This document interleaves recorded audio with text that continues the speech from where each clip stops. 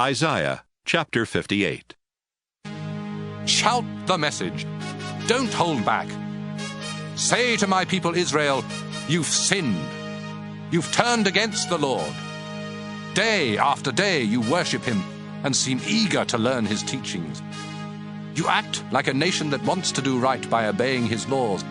You ask him about justice and say you enjoy worshiping the Lord. You wonder why the Lord pays no attention when you go without eating and act humble. But on those same days that you give up eating, you think only of yourselves and abuse your workers. You even get angry and ready to fight. No wonder God won't listen to your prayers.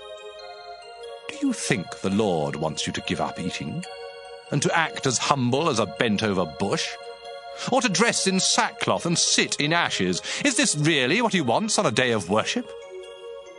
I'll tell you what it really means to worship the Lord.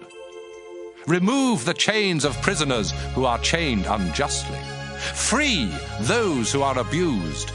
Share your food with everyone who is hungry. Share your home with the poor and homeless. Give clothes to those in need. Don't turn away your relatives.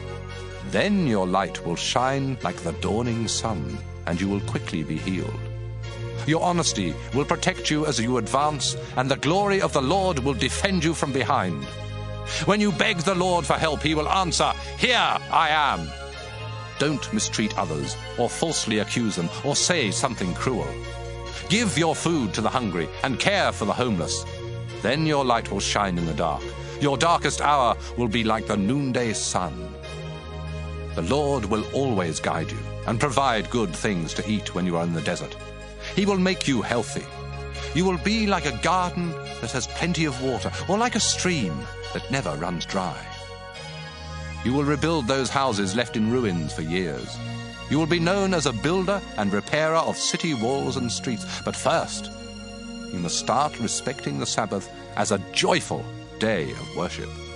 You must stop doing and saying whatever you please on this special day. Then you will truly enjoy knowing the Lord.